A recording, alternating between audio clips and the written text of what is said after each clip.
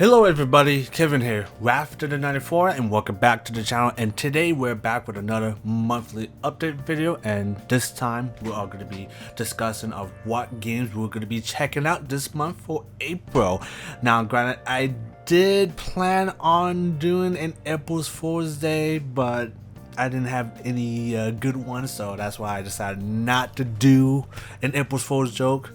So no April Fool's jokes, unfortunately. Maybe next year I would think of something clever, because I did thought about doing, I quit YouTube, or I say this certain game that is gonna win game of the year. I thought about doing that, but I decided not to do it. So I'm gonna wait until next year until I find something pretty good, something very convincing, so that way I can fool you guys for April Fool's for next year. But this year, nah, we're just gonna keep it safe and just go straight into the monthly update video. And without further ado, let's get this started. Now, over the past 3 weeks, I've been playing a game called Dogma 2. Now, granted, you probably have already seen my videos of me playing the first game. And the reason I started playing the first game because I want to get a good feel of the game before I start going deep dive into Dogma 2. And I think it kind of worked out at the end because, excuse me, burping hot dogs here. Because it kind of makes me a little bit more familiar, a little bit more, I guess in a way it makes me feel a little bit more comfortable for me to play the games. So luckily I did that, because part 2 essentially plays exactly the same as the first game. Like, the classes are almost identical. The whole gameplay style is pretty much identical. The only difference is that it looks really good. Is running a new engine, so it looks better. The animation looks better, character models, the world itself, etc. But other than that, it is the same exact game that you played from the first game.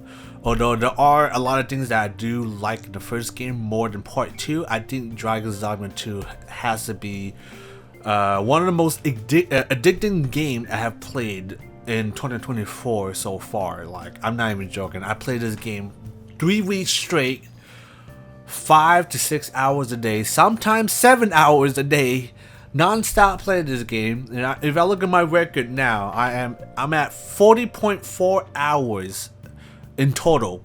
So I have put 40 hours into this game, and I'm still not even close in beating this game, which just to show you how massive this game is. And in my opinion, this is one of my this is a game of the year contender for me.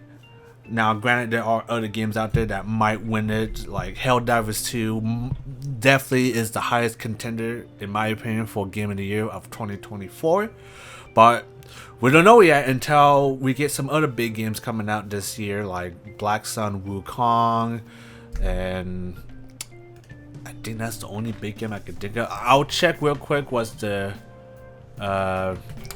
the big games coming out this year, because I not sure there's not many games that are coming out that are going to be big. All I know is that, well, we get into Elden Ring DLC, which is June, so that's still a long way to go still. But other than that, April is going to be a little bit short. Now, I will be playing Stellar Blade. Unfortunately, it is a PS5 exclusive, so the best thing I could do is probably release my review video on the game, because recording console games on my PC is an absolute pain in the ass. It's not very fun to set up, and plus I'm using pretty much all of my PCIe slots at the moment for my PC, since the 4090 and it takes pretty much the whole fucking thing. So I'm not going to be able to record that game, unfortunately. But if it does come out on PC one day, I will record it, I'll play it again, and I will record the full playthrough, because Stellar Blade looks pretty cool. Looks like a fun game to play. Obviously the marketing is, of course, you know what, you exactly know what is the advertising marketing is. But Hopefully the game is fun to play. I will be checking out the demo after this to see if the game is fun or not. But it looks like a pretty good game, so I'll more likely will check it out. And if I like it, I'll probably buy it and play it, and I will release a review video on my thoughts about it. But I guess we do got some games looking forward to. We got Hellblade 2, I think on May, so that would be pretty cool to play. I like the first one, so I cannot wait to try out part 2 to see how it is. But other than that, yeah, this year we're not getting too many games, at least the games that I think is going to be worthwhile playing. Okay, so September, Stalker 2 and Warhammer 40k Space Marine 2. Those two games could potentially be Game of the Year contender, as well as Black Myth Wukong on August. But like I said, we don't know until those games come out. And it's like literally near the end of the year too, so more likely we're not going to be getting too many big games after that. So it's going to be, you know, next year. I think that's when we're going to get a lot of big games coming out. But yeah, expect to see a lot of videos on Dragon's Dogma 2, because I have been playing that game for 3 weeks straight. So that will be replaced in Dragon's Dogma 1 until I've beaten part 2, which I will return to Dragon's Dogma 1 playthrough once I've beaten 2, because both games are not connected, by the way. The second game acts pretty much as a full remake of the first game. So anything that happens in the first game doesn't really matter. You can just jump straight into Dogmas 2 and you'll be fine, because the story is not connected at all. So that's one good thing, even though it would be nice if the game was somewhat connected, you know, where you can go to some of the older areas that from the first game. You might get some reference or mentions of the first Arisen, but it is what it is. It's what the game director wanted it in the first place. So this is his vision fully envisioned in part 2. So this is what the director wanted initially for his first game. And now he, you know, with the budget and the game engine he got, this is his full vision of the game. Would it get expansions? I hope so. I really hope so, because the first game had an expansion. So if that's the case, well, shit, this game doesn't get an expansion as well. And hopefully they add another new area to explore, more story, more vacations, definitely more enemy variety, because this game definitely lacks enemy variety in my opinion. That's probably my biggest criticism in this game, is that the enemies you face in this game can get pretty old real fast, and the first game had the same problem too. So unfortunately they did not fix that in Dragon's Dogma 2.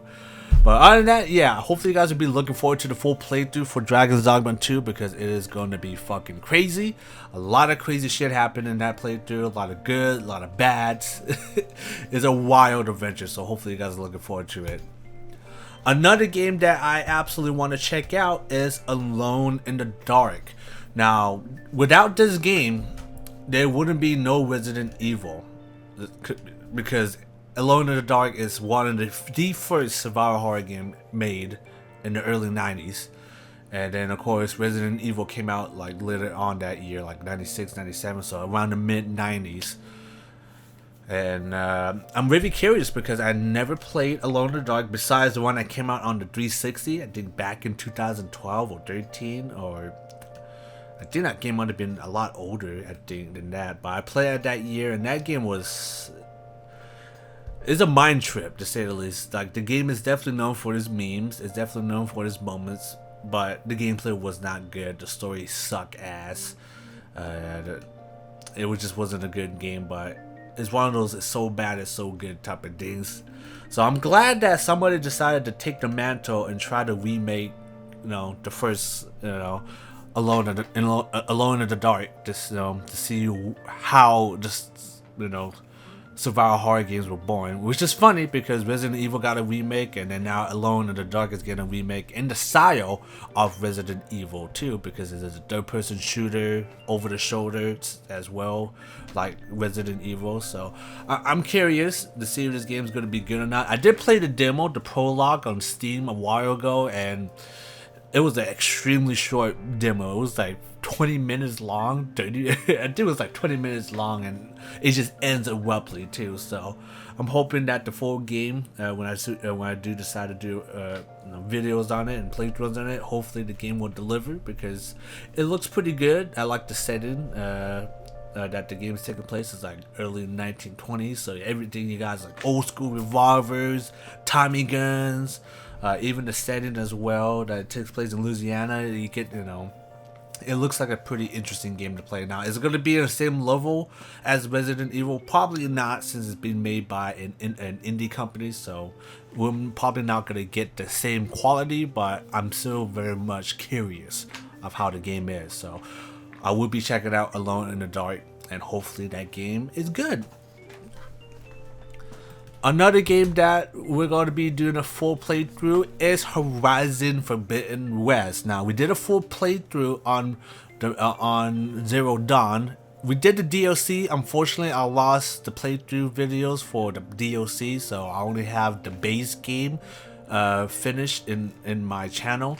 So, is it necessary for the DLC? Not really. It's more of a side story, so it's not really important to the main story, but regardless though, yeah, we'll be checking out Horizon Forbidden West, and from what I played so far, it plays pretty much exactly the same as the first game. The only difference is that the game looks extremely gorgeous.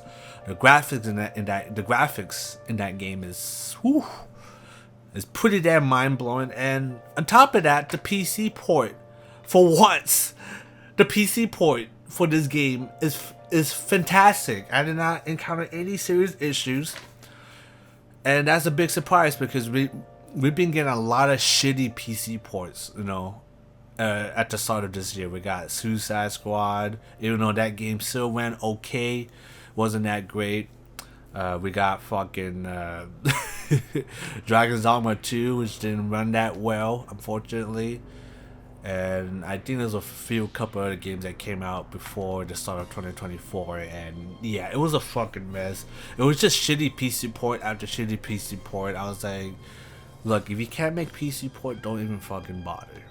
Like, don't even bother. But Horizon Forbidden West absolutely delivers. Like, whoever's doing the PC port on this game, they need to get applaud, because they did a fantastic job on this port. As of yet, I have not encountered any major issues besides me playing the game on ultra hard, which I think is probably the biggest mistake I've made.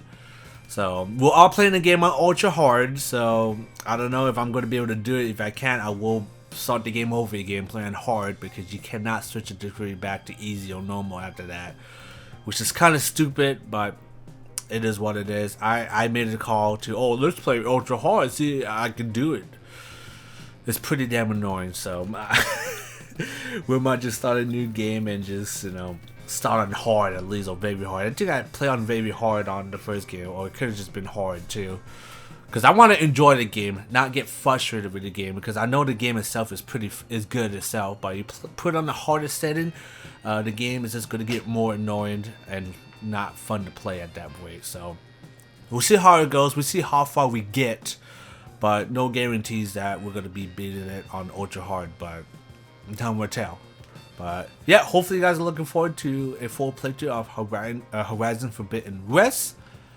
And we're also going to be checking out the DLC that comes with it as well, I think called The Burning Shores. So we'll be checking that out as well to see where this game is going to go forward. Like, will it get a sequel, or is it just the end? I don't know. Only one way to find out is to play the game and beat it. Another game I also want to check out is Banishers, Ghost of New Eden. Now, granted, this game was listed as in my last month update video, which I did intend on playing the game last month, but because I was playing so much Dragon's Dogma 2 for the past 3 weeks, I lost track and I wasn't able to upload that game on time last month, so I do apologize for that. But this month we're going to be checking it out this month, because this game looks pretty interesting. You're like a ghost hunter set in like the 1800s, and you go around finding spirits and ghosts, and then you have to make the hard choice to either spare or kill certain NPCs in the game. There could be real, people that are still alive, or majority will probably be ghosts still.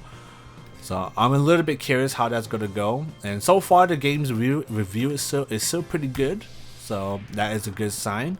And the game itself looks pretty cool too. Like I said, it's set in the 1800s. It has it's set in a very unique, setting where you gotta deal with ghosts and demons. And then from the gameplay I've seen, it kind of reminds me of God of War 2018, and that is another game that I do want to play again. We might even squeeze in this month, maybe, because I want to beat that, just in case God of War Ragnarok gets announced for a PC release, either this year or next year. I'm down for either. So yeah, hopefully you guys are looking forward and checking out Banishers, Ghost of New Eden. Hopefully we'll be able to beat this game this month, but I highly doubt it if the game ends up being a lot longer than it looks. So like I said, I'm definitely looking forward to trying it out, and hopefully the game lives up to the hype. We're also going to be making a return to Battlefield 2042. Recently the game has received a big major update, Season 7. So far there's only one new map, but it does come with 2 new maps, quotation new, because the next map is literally Stadium, pulled off from Hourglass, but they made it into a separate map. So not really a new map, but it is what it is. But so far I have been enjoying Season 7 for 2042 quite a bit. The gameplay has been solid, it's been snappy, the new guns absolutely slap. The new map is also fun as hell to play as well. So I'm really curious how Stadium is going to be when it does come out. And there's also another gun that's going to unlock too in mid-season 2, which is a new LMG. So once that happens, I will be checking those out. But I think 2042 is literally near the end of its lifespan. I'm not entirely sure if this game's going to get any more updates after this, but I could be wrong, because I thought Season 4 was going to be the last for 2042, but they kept going, they keep pumping content. I'm all down for it, but I have a feeling they're going to do it so much before they will have to stop. Now, it would be nice if they managed to make it to at least 10 seasons before they work hands on deck on the next Battlefield game for next year. But we shall see, because I don't know. The future is very uncertain for 2042, but so far I've been enjoying it, especially if you get a squad of friends and you just play the objective, team play. The game is just, it's an absolute blast to play. Like, you don't get that in any other games where you have big scale maps, 128 players, vehicles, helicopters, planes fighting in one big battleground with up to 128 players. It's absolutely insane, and I just kind of wish 2042 was was delayed, so that way the game will come out and it will not get this much controversy. But because the way the game came out at the time, unfortunately that bad reputation sticks with you for a long time. So that's why 2042 is definitely in a much better state, but I don't see that game getting any more new players anytime soon. But hey, DICE, prove me wrong, okay? Do the best you can, guys, in delivering the best possible quality content. Don't fuck it up. Don't fuck up with the balance as much. Just do what you do best. Release new content, weapons, and of course, if you guys are making a new Battlefield game, don't fuck it up, okay? Don't fuck it up. Don't fake advertisement. Don't use fake advertisement too to make people buy your game. Like, that's just it. That's the drawing board for me, at least, to pre-order any more Battlefield game in the future. So first you need to step up being a game. Give us a single player campaign if you can. If not, make multiplayer the best possible experience if you can. Don't fucking half-ass it. Don't release it half-baked. Don't release it buggy as hell. Get it right, and I guarantee it, if you get it right the first time, people will love your game. Because look at Battlefield 1. That's like the only Battlefield game I have known so far that launched without any serious problem, which is insane. That's the only game that hasn't gotten any crazy, bugs and glitches at the launch. That game ran fine for me. Battlefield 3 ran fine for me, despite how glitchy it was. Back Home 2 ran fine. Get it right, DICE, please. Because I have a feeling this is going to be the last straw in making a Battlefield game or any other games ever again if they fuck this up so bad. So just do what you can, DICE. Give us the best Battlefield game next year, and if you can, keep updating 2042 until you can't really do it. So on that, hopefully you guys are looking forward to 2042. We've beaten the second Crysis game, so now it is time to dive into Crysis 3 Remastered. Now, I have never played Crysis 3 whatsoever in my life, so this is going to be a full blind playthrough for me, at least, since I have not touched the game. So I'm pretty excited to play Crysis again, because I really like the second Crysis game. Although I think the remaster is kind of a mixed bag. Like it makes certain areas look better, but some areas look worse. So maybe with 3, maybe they'll fix a lot of problems with that, because I remember 3 was like the most demanding game in the market until Cyberpunk 2077 comes in and steals the freaking crown on that. More Crysis the better. Like, they're apparently making a Crysis 4. Is it going to be good? Probably not, but at least we can see, where the Crysis franchise has ended. Because since then, we haven't got any more sequels or spin-offs after that. So I'm very curious how this game is going to unfold in terms of the story, what kind of characters we're going to meet. Mainly, I do care where the story is going to go from that point on. So hopefully you guys are looking forward to Crysis 3 Remastered. We're also going to be finishing up Mortal Kombat 1 as well with the latest season, which is Season of the Huntress with Melina. I think I'm going to probably dive down on Mortal Kombat content quite a bit after we beaten the season. Like, I don't know. I just don't find any, willpower or passion to play MK1 again, because MK1, when it first came out, the hype was real, but then after that, there no new content out for a while besides releasing fighters every once in a while, and plus with the microtransaction monetization that they've been doing and the lack of updates and all that stuff.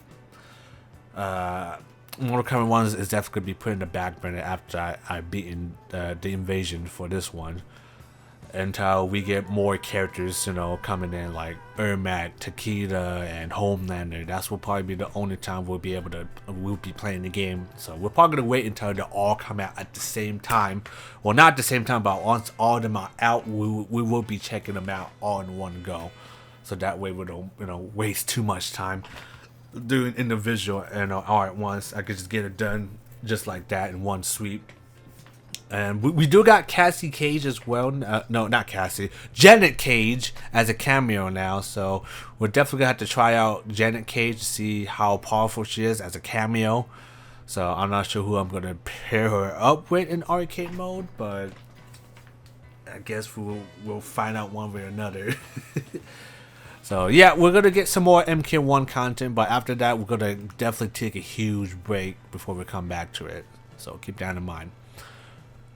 We're also going to be making our return to Tekken 8, where we're going to be checking out Eddie Gordo, which he has been recently added due to Year 1 pass.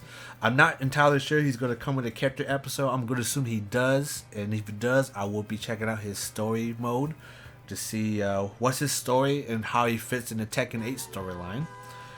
And obviously we're also going to play as other characters as well in the character episode sections. So we could be playing as Kazuya, Jin, and a whole bunch of other characters that I haven't listed yet. That's going to be fun because I think character episodes are kind of like MK1 with the towers, where each individual fighters get their own ending, either their own ending or a conclusion of a side story that was shown or mentioned in the main story. So I'm very curious about that. And supposedly there is a secret ending where Kazuya wins at the end fight scene in the story mode. I'm not going to be doing that, so if you guys want to look that up on how to custom player on that.